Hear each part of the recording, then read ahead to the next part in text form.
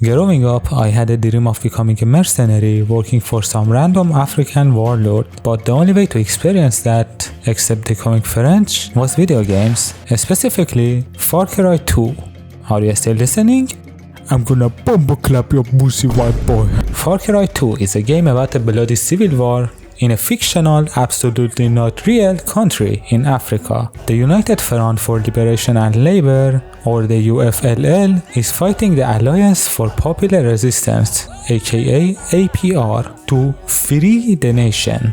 And I think you already know that they're both puppets, fighting for their own interests. And we're sent here to find and eliminate Jackass, an arms dealer who's selling cheap weapons to both sides purely for the love of the game. Before starting, you can choose from a wide selection of war criminals, like a Chinese smuggler, an Albanian guerrilla fighter, or an IDF agent. From the very beginning, we're introduced to the deadly disease called malaria. When I was a child, malaria had so much aura I would pee myself whenever I heard a fly.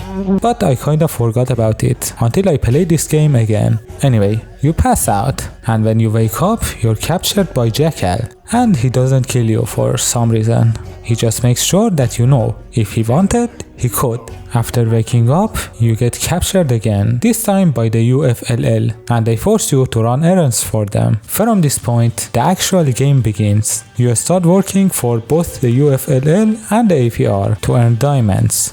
Because when there is a war, the first thing that becomes useless is money. Diamonds are what you use to buy new guns and upgrades. I advise you to not spend them, because here they'll give you a pistol for 4 pieces of diamond, but back home you could sell those to the rappers for way higher profit. But you can only accept one quest at a time, so I would sometimes completely forget about the story and start doing side quests for Golden Freddy. Listen very carefully. There's an available target opportunity. Proceed to the objective marked on your map. Terminate the target. You can also find diamonds by searching around the map using your wells detector. Some are way harder to find than others, but it's up to you. How much are you willing to suffer to find that ice? But don't get too sidetracked, because you also need medicine for your malaria, and you better get that medicine fast, cause traveling in this game takes a lot of time. Sure, they have public transportation, but there are like 5 of them in this big ass map. Thankfully, the driving in this game is actually fun. Yes officer, the stupid Bambi just ran in front of my car on its own.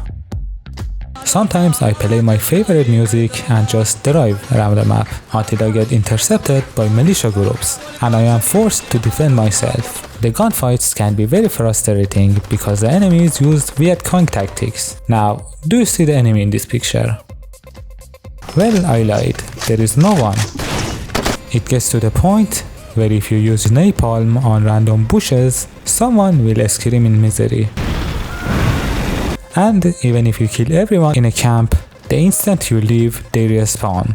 Also, running from them isn't an option. You also have to pray to God that your gun doesn't jam, which could happen at the worst possible time. And if you keep using that gun, it will eventually blow up in your hands. But if you buy a gun instead of stealing it, there is a warranty for like the first magazine you fire. As I said before, the game takes place in Africa, if that wasn't obvious, and the tribal people are not very friendly to us. But there is a ceasefire zone, where the leaders of both factions menacingly stare at each other. While you are there, try to not make eye contact for too long, but also don't act too submissive, because that has dangers on its own. The developers intentionally gave enemies civilian clothing, unlike other Far Cry games, where you're killing people based on the color of their shirt. This is meant to remind you that you are killing ordinary people. Some of them were farmers before getting dragged to this war, and this is supposed to make you feel bad about committing crimes against them unless you're incredibly racist, in which case you'll enjoy this game a lot. But they can't accuse you of war crimes if there are no witnesses, and these farmers aren't ready for my demonic movement. In my opinion, the best and most fun weapon in the game is the sniper, but you can experiment and see what you like the most, and you can equip 4 weapons at a time: a melee weapon, a secondary, a primary, and a flamethrower or a rocket crossbow.